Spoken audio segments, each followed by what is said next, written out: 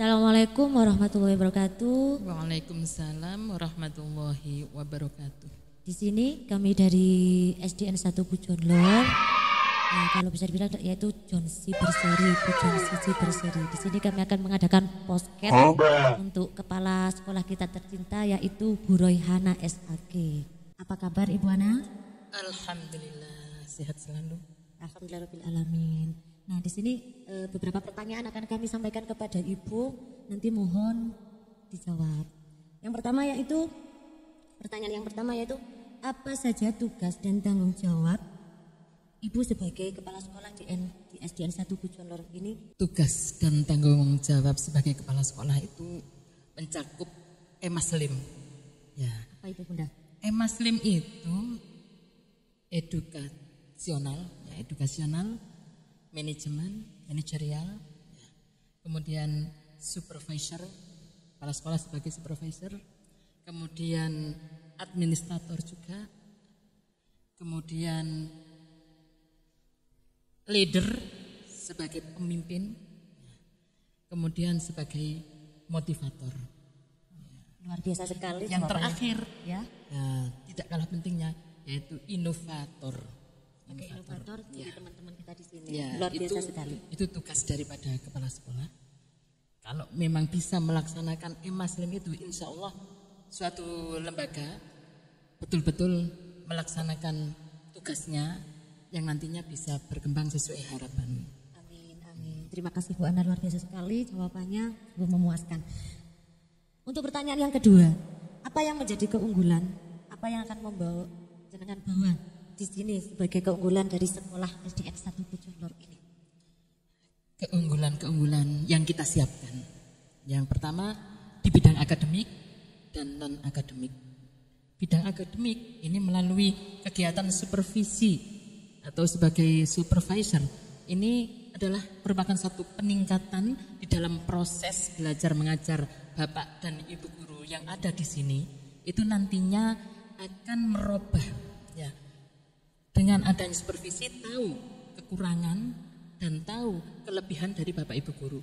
Dan bila ada kekurangan, maka kita mengadakan satu pembinaan yang nantinya bisa digodok di KKG, bisa digodok di workshop-workshop, seminar dan diklat. Itu nantinya yang akan membawa dampak yang luar biasa kepada lembaga kita. Jika nantinya kok diketahui anak-anak itu ada yang kurang, istilahnya ada yang nilainya di bawah ekspektasi kita, maka kita juga harus mengadakan satu pembinaan khusus pada anak tersebut, ya, sebagai istilahnya peningkatan di dalam proses belajar mengajar pada anak-anak. Seperti itu, luar biasa sekali. Dan untuk pertanyaan selanjutnya, apa program yang telah Ibu rencanakan untuk sekolah ini dalam akhir-akhir purnanya Bu Ana? Apa saja program? Kalau program-program, sebenarnya banyak program yang masih ingin kita laksanakan, akan tapi karena sudah memasuki masa purna, mungkin nanti bisa dilanjutkan oleh pengganti saya. Ya, programnya itu masih banyak sekali, melengkapi apa yang kita istilahnya yang kita canangkan dari visi dan misi sekolah kita.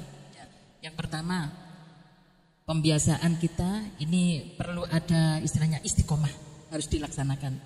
Pembiasaan mulai Bapak Ibu guru menyambut anak-anak di depan pintu, itu merupakan satu istilahnya pelaksanaan yang luar biasa yang bisa dicontoh oleh anak-anak. Jadi anak-anak tahu persis baktinya kepada orang tua, salim di depan pintu masuk itu. Kemudian pembiasaan selanjutnya yaitu tadarus. Ini mudah-mudahan Bapak Ibu guru bisa istiqomah untuk melaksanakan tadarus Al-Quran, ya. Setelah tadarus Al-Quran 5 menit secara rutin, ya. Kemudian dilanjutkan program pembiasaan bersama anak-anak, yaitu pembiasaan religi setiap hari, setiap pagi. Yang ini perlu dibudayakan terus-menerus agar anak-anak bisa merubah sikap dan tingkah laku yang religi, ya, yang agamis. Jadi tidak hanya diucapkan di lisan saja, tapi bisa dimaknai yang sedalam-dalamnya, bisa merubah sikap dan tingkah laku anak-anak. Itu pembiasaan seperti membaca ayat-ayat Allah, membaca sholawat, membaca asmaul husna, nadzoman, ini perlu ditingkatkan dan dirutinkan kegiatannya dengan penuh keikhlasan.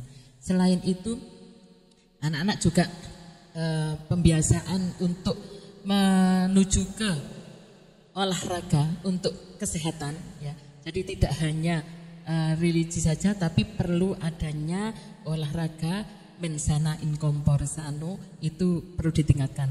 Al aqlus salim fil jismi salim, ya.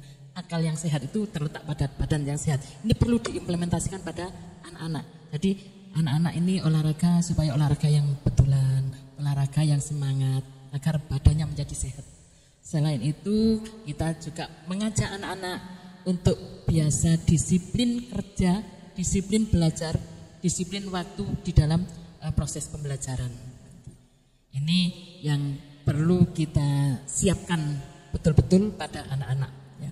Di dalam proses pembelajaran itu pun, ini jujur, ya, Bapak Ibu guru ini harus banyak inovasi dan kreativitas di dalam mengantarkan putra-putri kita untuk bisa menyerap ilmu yang Bapak Ibu siapkan. Jadi rencana kegiatan pembelajaran dengan implementasi di kelas harus match, ya. Mulai persiapannya, kegiatan awal, kegiatan inti, kegiatan penutup, ya. Ini harus sesuai dengan rencana yang Bapak Ibu siapkan, ya. Selain itu, program-program yang lain seperti kegiatan sholat jamaah, ini mohon nanti dirutinkan setiap hari sesuai dengan kelasnya masing-masing yang sudah dijadwalkan, ya. Kemudian anak-anak selain bidang akademik, anak-anak juga kita siapkan untuk meningkatkan prestasinya melalui bidang non akademik, yaitu kegiatan drum band, pencak silat, kemudian kegiatan tari, banjari dan sebagainya, ya. Kegiatan ekskul wajib pramuka yang membentuk karakter siswa itu di pramuka juga bisa diisi atau ditambahkan materi-materi yang sesuai dengan bidang kepramukaan. Baik itu materi akademik yang sesuai rencana di kelas, itu bisa diaplikasikan ke dalam kegiatan ekskul pramuka, yaitu. Luar biasa sekali, terima kasih untuk pertanyaan selanjutnya, yaitu apa kendala dari Ibu Royhana yang ditemukan selama menjadi kepala sekolah di SDN 1 Pujon Lor ini? Kendala sebenarnya banyak sekali. Semua program perlu adanya anggaran yang cukup, ya. Kadang-kadang kita ingin mencanangkan suatu program kegiatan, tapi kadang-kadang sumber anggaran cuma satu-satunya dari pemerintah, maka mau nggak mau kita harus istilahnya menata sedemikian rupa agar kita bisa melaksanakan program sesuai anggaran yang kita siapkan, ya. Kalau inginnya sih bisa kegiatan yang begitu besar, akan tapi terkendala dengan anggaran yang sumbernya hanya satu-satunya, itu kendalanya. Kemudian kalau masalah Bapak Ibu tenaga pendidik, insya Allah jadi teamwork, ya, teamwork yang solid sudah bagus, ya. Tapi kendalanya hanya sumber dana ini yang kita perlu menggali dari CSR yang lain. Ini kedepannya mudah-mudahan pengganti saya nanti bisa menggali sumber dana selain dari dana pemerintah. Mungkin bisa dengan kewirausahaan sekolah itu nantinya, itu salah satunya program yang belum saya laksanakan. Ya, kita ingin sekolah punya bidang kewirausahaan yang nantinya punya produk bisa kita sebar ke sekitar kita, ke pasaran, ya. Itu harapan kami seperti itu. Itu bisa menambah income sekolah. Dan untuk pertanyaan terakhir ini sebelum Bu Royhana Purna dari SDN 1 Pujon Lor ini pesan-pesan untuk teman-teman bagaimana, Bu? Ya, pesan bagi teman satu yaitu tentang jaga kebersamaan, ya, kerukunan, kekompakan di dalam kerja kita. Yang kedua, disiplin kerja tetap harus kita utamakan. Kemudian kejujuran, ya, jujuran di antara kita, ya, ini sangat diperlukan jujur akan membawa kebaikan, dan kebaikan insya Allah akan menuju ke surga. Ya. Kemudian pesan yang terakhir bagi Bapak Ibu semuanya, selain tadi yang kita sebutkan, ya, tentang kejujuran adalah satu-satunya, ya, kekompakan, tanggung jawab kinerja, ini yang penting, tanggung jawab kinerjanya itu nanti karena kinerja kita selain dinilai oleh masyarakat, dinilai oleh pemerintah, juga dinilai yang tidak kalah pentingnya oleh Allah Subhanahu wa taala, yang nantinya itu sebagai amal ibadah kita. Kalau kita benar-benar bekerja dengan ikhlas, ya, kerja keras, kerja cerdas, kemudian kerja yang berprestasi, ya, itu harapan kami itu bisa bersaing dengan lingkungan yang ada di sekitar kita. Kemudian syukur bagi kita bisa bersaing di wawasan global. Terima kasih, demikian podcast kami dari SDN 1 Pujonlor. Semoga hari ini membawa kemanfaatan bagi kita semua. Amin. Demikian, wabillahi taufiq wal hidayah. Wassalamualaikum warahmatullahi wabarakatuh. Waalaikumsalam warahmatullahi wabarakatuh.